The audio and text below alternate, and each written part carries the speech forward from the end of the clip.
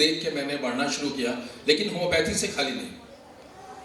Homeopathic पढ़ी, BHMS किया, MD की, प्रैक्टिस ऑफ मेडिसिन में कुछ नया करना है। मैं बार बार लाइनें बोल रहा था, कुछ कर गुजरने की तमन्ना अपने इस दिल में रखते हैं, साथ चाहिए इन मुश्किल और कठिन राहों पे।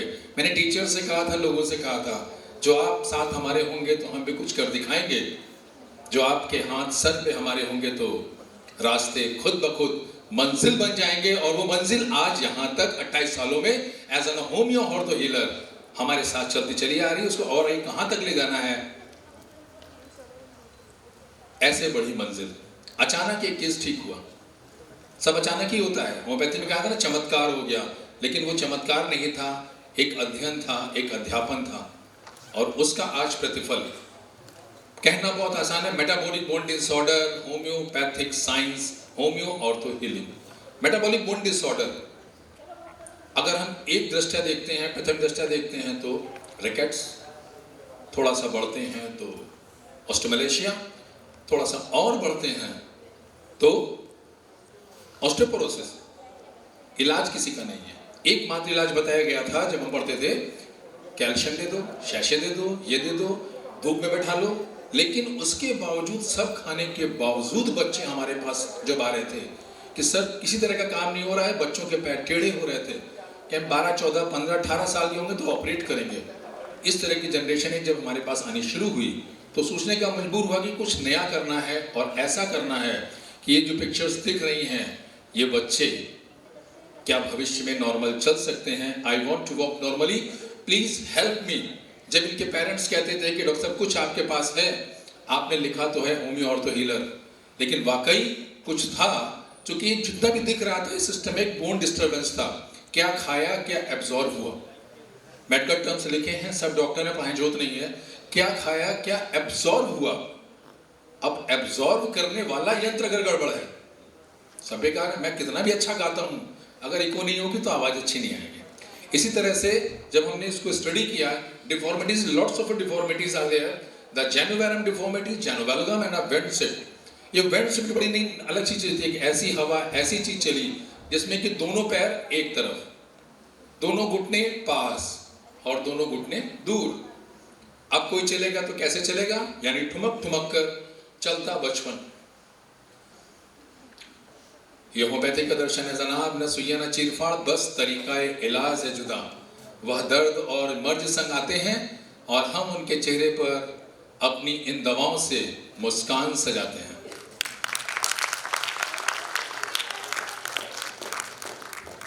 ये सब होम्योपैथी की देन है। मैं खड़ा हूं होम्योपैथी की देन है, या आवाज होम्योपैथी की देन है। एक जमाने में कहा गया था कि आपकी आवाज फटे बांस जैसी है, वो भी होम्योपैथी की देन है, फॉस्फोरस।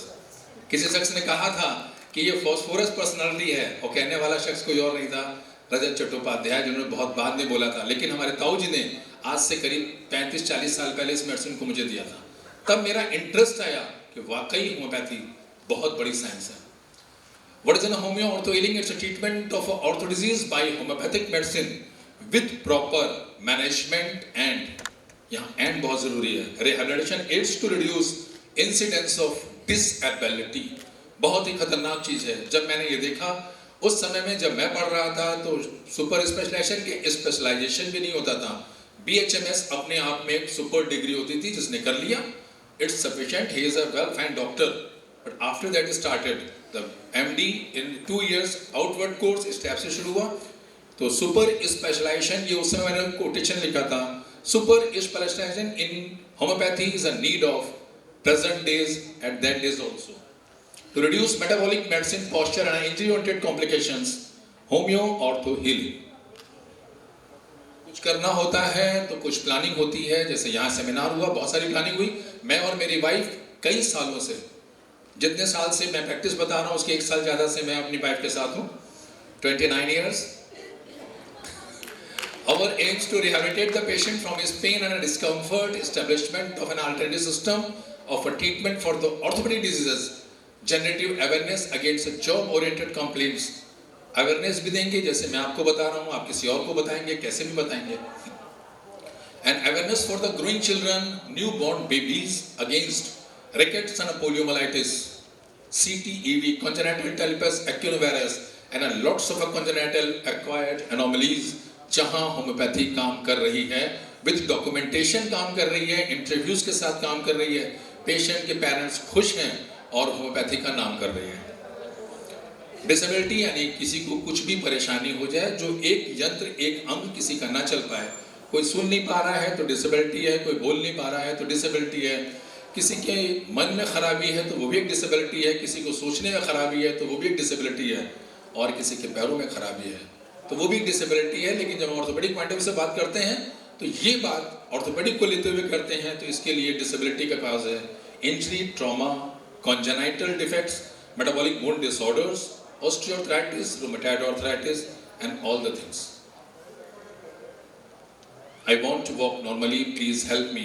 हाँ, सेकंड नंबर की पोजीशन वाला शख्स अगर आपसे कहे कि डॉक्टर साहब मैं चलना चाहता हूँ, मुझे इतनी बीमारियां हैं और मैं चल नहीं सकता, मेरा ऑपरेशन होना है, ऑपरेशन हो नहीं सकता, बीच वाली मैडम अगर कहती हैं कि ऑपरेशन हो नहीं सकता और हमें चलना है, ये भी चलते हैं, कैसे चलते हैं, वहाँ होम्योपैथी और रिहैबिलिटेशन काम करता है।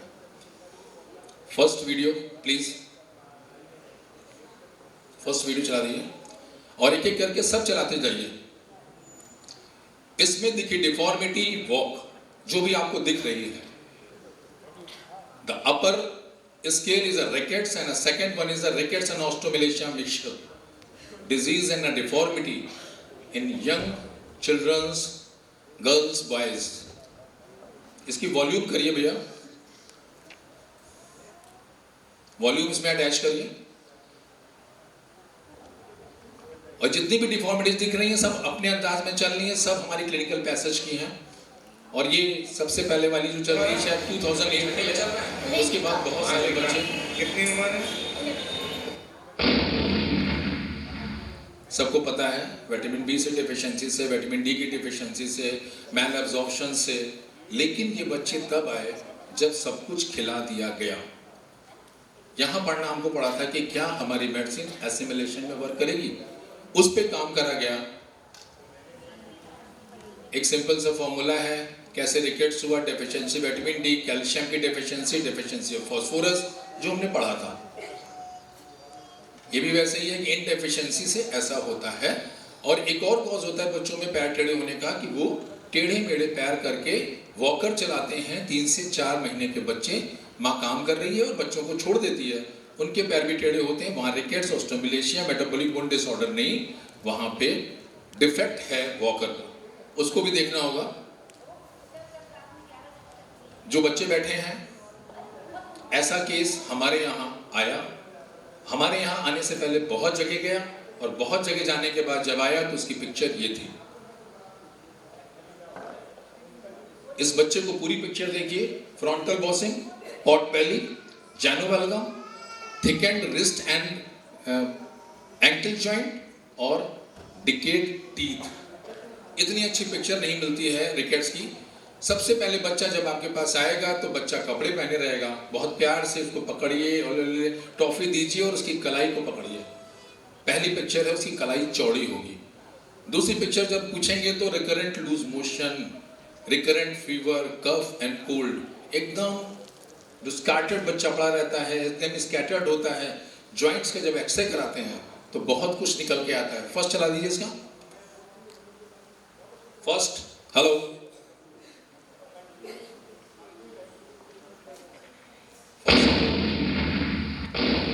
फर्स्ट वीडियो दोस्तों, और तुम बैठ जाना वहीं अंदर, आओ बेटा आओ। यहां समझना क्या है, बैक करिए भैया। यहां समझना यह है कि ये डिफॉर्मिटी है तो उसका एक्सरे इस तरह से आ गया है, और ये जितना भी एपिफिजिस मेटाफिजिस का पोर्शन है ये डैमेज हो रहा है और डिफॉर्मिटी डेवलप कर रहा है, रिस्ट के साथ में भी डेवलप कर रहा है। क्या ये ठीक हो गया? हाँ, ये ठीक हो गया। ये कैसे ठीक हो गया ये मैं बताऊंगा थोड़ी देर के बाद। कुछ दिन के बाद जब इसके एक्सरे किए गए तो उस एक्सरे में इनके जो एपिफिजिस मेटाफिजिस के बीच का डिस्ट्रैक्शन था वो रिपेयर किया, जबकि पहले कैल्शियम खाने से नहीं हो रहा था। First, second, third, fourth, fifth, एक एक करके ऑन कर दीजिए। पहला फर्स्ट करिए। कोई बैठा है? प्रश्न जी आप कर दीजिए, देख लीजिए। देखो भाई, सबका मैं चलवा रहा हूँ, मेरा ढंग से चलवा दो। अरमान आइए, गुड बॉय। आप जाइए, पीछे जाइए, मम्मी के पास जाइए, घूम के पहला और लास्ट छोड़ दिया। आ जाओगा, अरमान आइए बेटा, शाबाश, जाओ।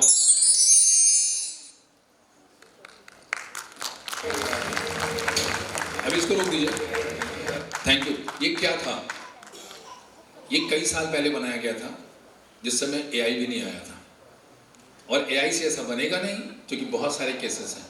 ये जो दिख रहा था, ये डिफेक्ट था, डिफॉर्मिटी थी, और मेटाबॉलिक बोन डिसऑर्डर की एकदम क्लिनिकल पिक्चर सामने आ रही थी। और वहाँ पे तिवारी सर से सीखा, वेदिन सर से सीखा, अपने लखनऊ में टीचर से सीखा, और बहुत कुछ सीखने के बाद जो रिजल्ट आया, वो इस रिजल्ट पर आया। नेक्स्ट केस दिखा रहा हूँ, बाद में बताता हूँ कि कितना सिंपल फॉर्मूला क्या है। जो रिपेट्राइजेशन नहीं कर सकते मत करिए, मत दिमाग खराब करिए, मरीज ठीक करिए। कैसे करेंगे? सिंपल फॉर्मूले से बताऊंगा, वो करिए। और अगर आप थोड़ी सी पढ़ाई कर लेते हैं तो हमसे भी अच्छा ठीक कर लेंगे रिपेट्राइजेशन करके।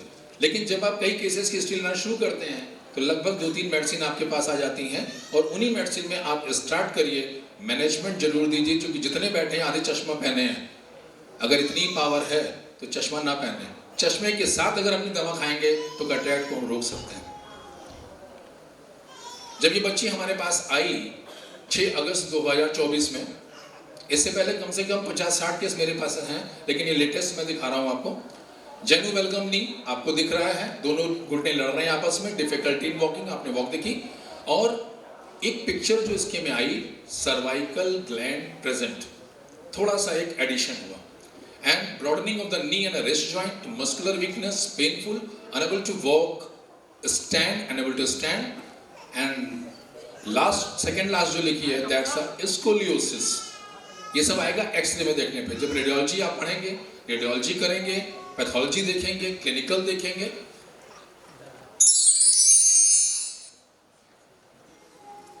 इसके लिए मैंने 3 साल रेडियोलॉजिस्ट के पास बैठ के, जैसे होता नहीं कि पुर्ची बांधते हैं, वहां बैठ के वो सब सीखा। फिर कॉलेज में सीखा, फिर पीजी में सीखा। फिर जब रिहैबिलिटेशन में मैं गया तो वहाँ पे जब केजीएमसी में मैंने पढ़ाई की, रिहैबिलिटेशन काउंसिल ऑफ इंडिया की तरफ से, वहाँ पे बहुत कुछ सीखने को मिला।